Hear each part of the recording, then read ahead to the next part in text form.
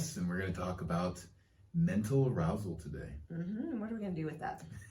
Well, we're going to specifically talk about what happens when it's absent, how to kindle it. The last conversation that we had was on, do men want sex more than women? And we were saying, no, that's not necessarily the case. And one of the big missing components a lot of times for this mismatch in arousal is the mental arousal aspect. Okay, so take us through what do you mean by mental arousal and why is it significant?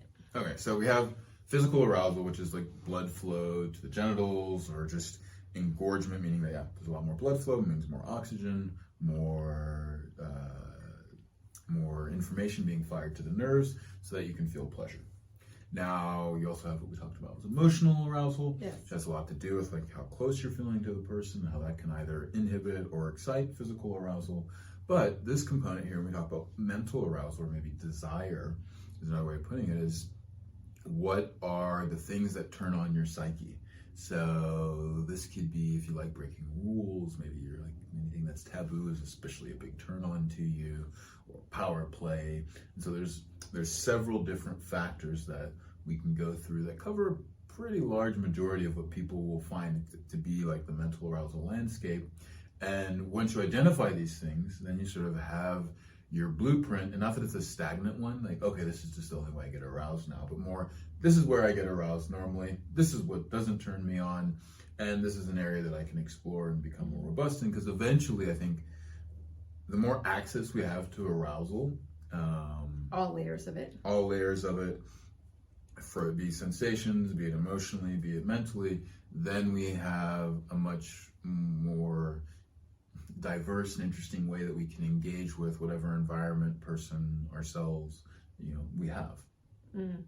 I actually used to really enjoy, say, going to a dinner party, and my partner wouldn't always be with me. And then I'd meet this super hot, really intelligent, successful guy, and he'd start telling me stories about his adventures, and I would find myself getting incredibly aroused. But of course I wouldn't act on it, but I actually really enjoyed that. So I also want to make sure we cover in this episode that let ourselves cultivate a lot of arousal. We won't always act on those things, because I think sometimes we're afraid to explore that landscape because we think it's bad or it's wrong or we're betraying our partner. Because I know some people believe if you just think about another person, you've actually betrayed your partner, which I don't actually agree with.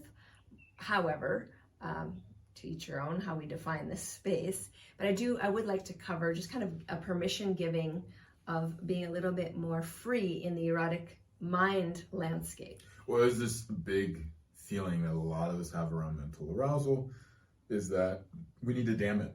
Which is, like we need to repress and suppress it so that we don't even know that it's there. Because, well, it's like a crack in the dam.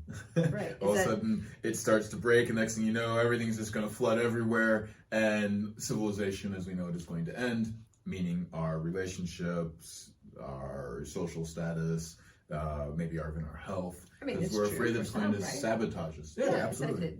I think that's one thing you talk about, though. The damnation of the few has terrified the all. It's not necessarily true that everyone's going to be extreme in acting out their mental arousal. I think the majority don't do that, but I think there's a terror, maybe because of religious background or social conditioning type, like cultural things, that we feel inhibited. I find different cultures more expressive or in this particular arena than others.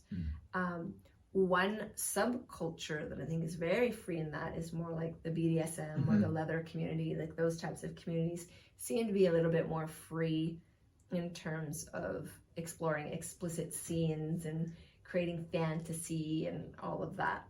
Well, once you take out the idea of how things should be and you enter into, well, how are they? Let's communicate and explore around that and see if there's meeting grounds.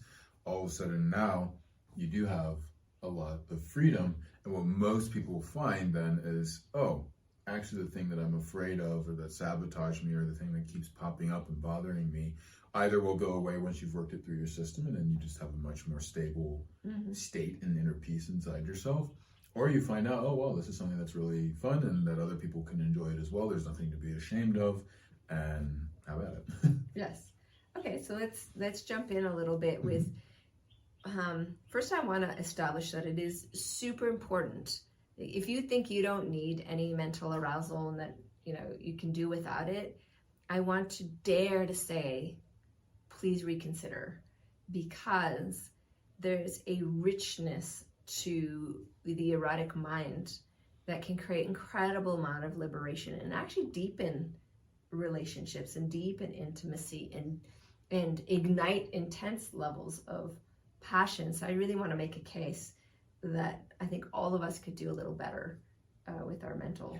Well, I mean, in the same way that you're going to maybe take up some interest in learning about your body and how to maybe stimulate your clitoris when you first were doing that, or stimulate your cock, or what is masturbation? How do you do that? That's one of the questions that we cover, but what rarely ever gets asked though is, well, how do I do that with my mental arousal? So let's have a look then in this episode, this podcast here, on how we can start to play with that mental arousal, because it really can be a huge, rich resource for finding lots of levels of new pleasure, but also to exploring your erotic edges, discovering new territory. It can create tremendous sense of bonding between you and your partner when you start to open up on things that you thought maybe they would never accept, or things you can't even accept about yourself. And then when they do meet you and do accept that part of you, then all of a sudden you feel such a huge amount of freedom, a lot more life in the sexual relationship. And if you are a person who's like, I don't have any fantasies, I don't engage in mental arousal, I'm bored with sex, normally this has a physical correspondence of numbness or a lack of sensation on the inside, but it could also work the other way too, that the reason why you're not feeling much during sex is because you are bored, and by starting to find out ways to become more interested in working with it like you would in any other part of your life, all of a sudden something that you felt was just a chore becomes a resource. So before we jump into the how, which I think we can explore a lot in the explicit side, I want to just cover a few inhibitions around this zone, because I know for some people, let's talk about how there's a lot of inhibition sometimes to reveal the inner landscape. Well, let's quickly state what some of the potentials are, so people can kind of identify what that is before we then go more into it explicitly, but I think it'll add some context to Okay, great. Well, what comes up during it. So here are some of the things. Should we do a little practice, a little exercise? I don't know, what is it going to be? All right, well, I'm going to go ahead and have you close your eyes and just conjure up a fantasy, okay? Just a random fantasy. Any fantasy, doesn't matter what. And I'm going to start to identify some different key factors that might be part of that fantasy. Okay. All right, so you as a listener can listen up. It won't be necessarily the same one she has. It doesn't have to be just one thing, but let's start off with longing. Is there a factor of anticipation or longing in this fantasy? Not so much. All right. Is there a factor of power play, where one person's very dominant, one person's submissive? Not in this one. And it doesn't have to always be with leather and whips. It could also be just someone's very strong. It could also be that they're dominant intellectually. Yes. Whatever. It could be you're the one that's dominant.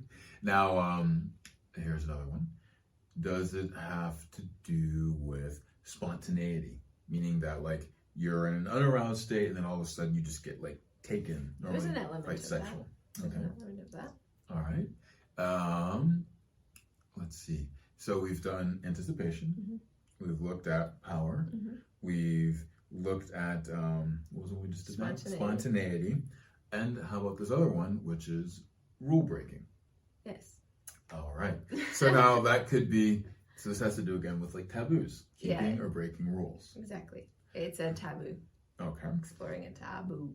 Now, those first 4 that I identified are actually in the book called The Erotic Mind. Now, when working with clients, I've discovered that there's kind of 2 other ones as well, and we'll just label these off just in case. Novelty, something that's new and that you've never done before. Is that a part of it? No.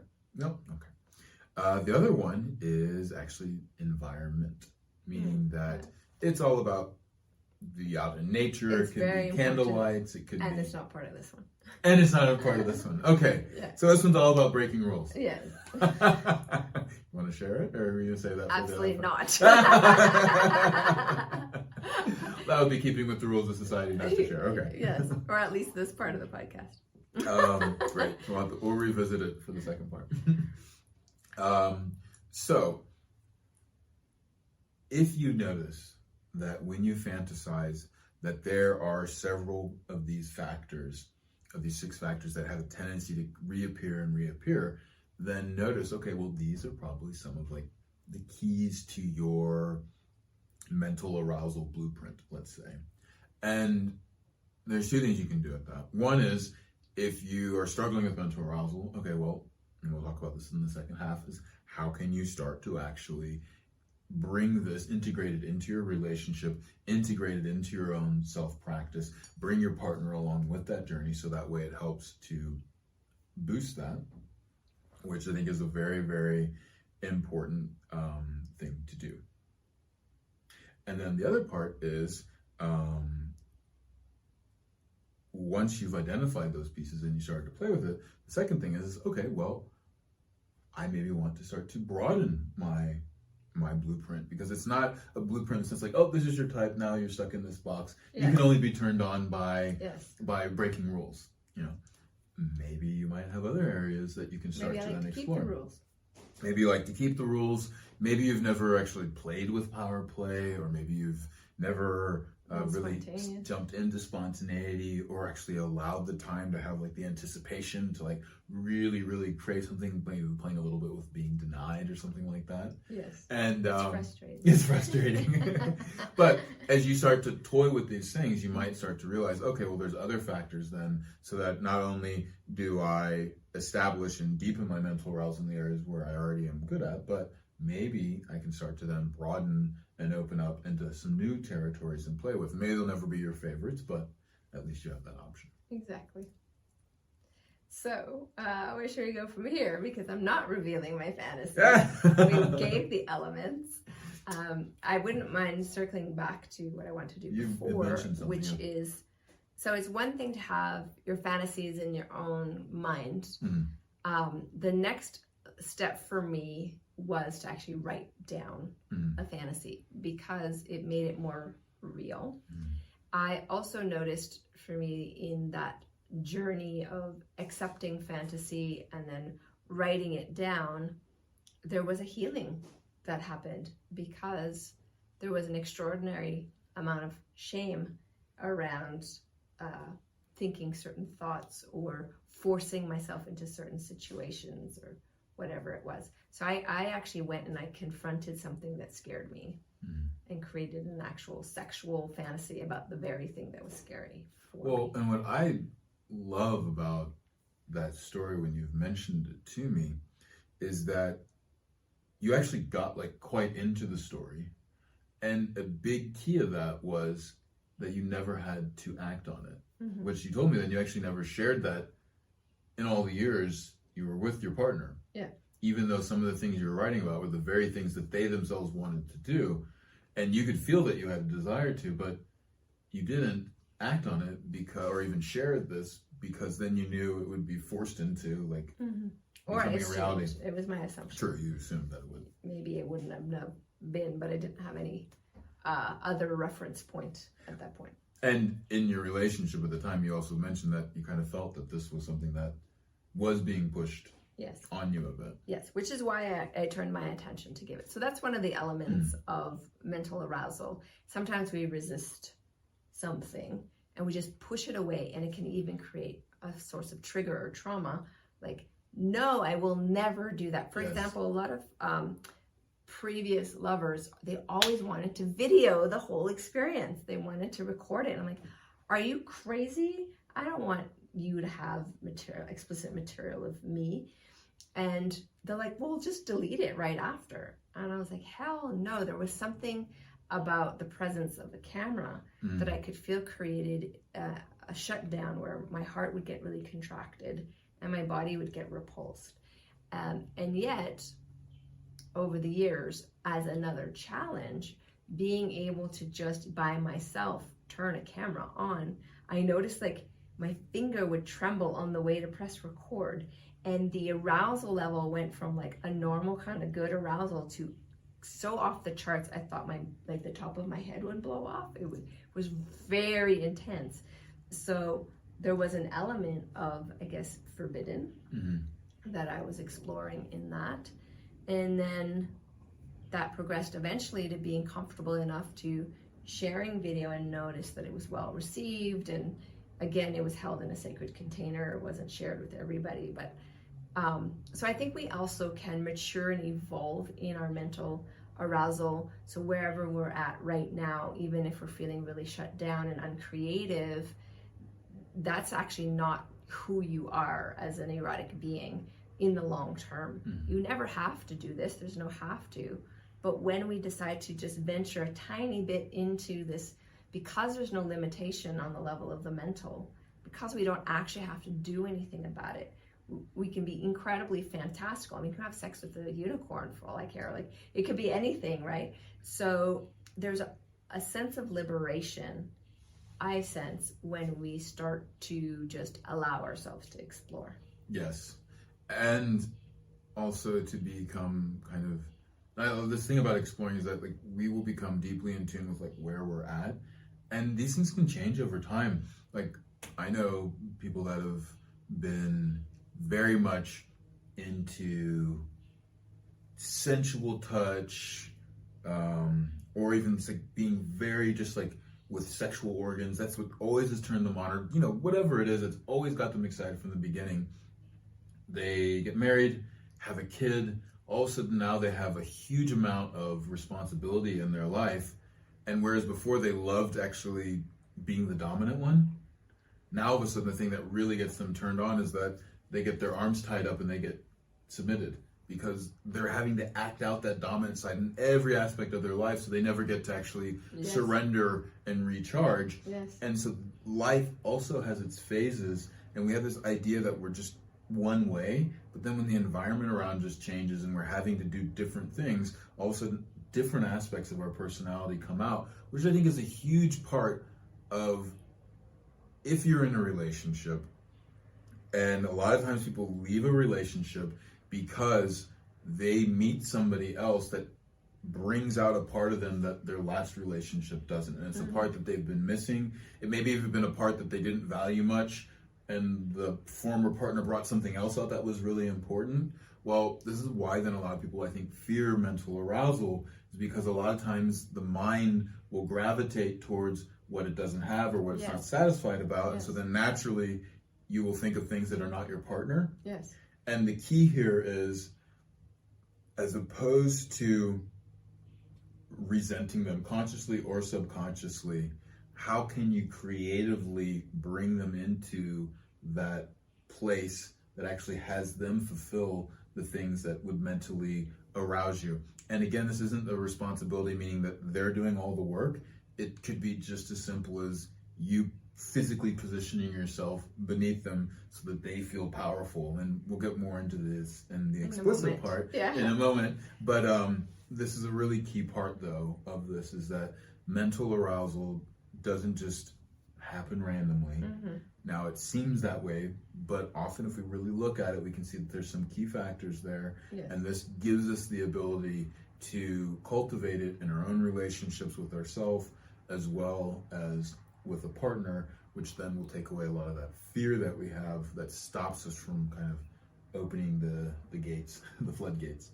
One of the discussions I have a lot are like super long-term couples. We're talking 15 plus years, who are really monogamous, and they're very, very much together and still in love, still having great sex. But when I've brought up, like, have you guys ever thought of having like a threesome? and you can feel like the weirdness in the space, and like, and then the guy's like, well, no, and you know, we can't. And I said, look, sometimes having the sacred third present can really supercharge your relationship. And I don't mean that it has to be a physical person. You can bring in that third person through a fantasy and play together, and they're like, oh, we can do it like that.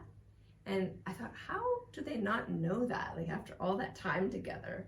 But it is these strange mental barriers or boundaries where we think if we talk about having a threesome, we're gonna have to do it. Yeah. Or it's gonna reveal something that's gonna destabilize our connection. Or even if it's not like, let's say, quote unquote, that extreme as a threesome. Let's say it's just to add a spank in, or to bring in some rope, or it could be a little dirty talk, or whatever it is.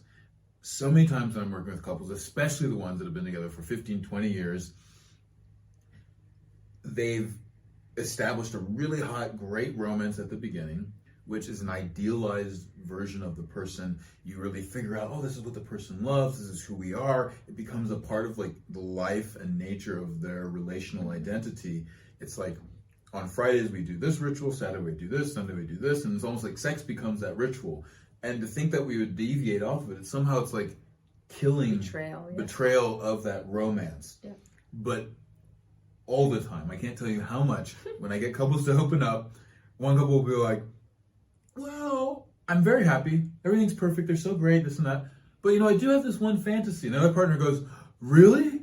I've had that same fantasy for the last 9, 12, or whatever years that they've been together. And they look at each other like, oh, well, why did we never talk about that? Well, it wasn't really allowed, and maybe it wasn't what was wanted at the beginning. But if you are growing and having lots of similarities and living together, it's not that unlikely that maybe also some of the fantasies you don't talk about might very well be shared. Yes. So the key then comes down to is, well, how do we start to share this in a way that doesn't just blow everything up, which is kind of the fear that will happen. So I think let's do that in the next half of the program.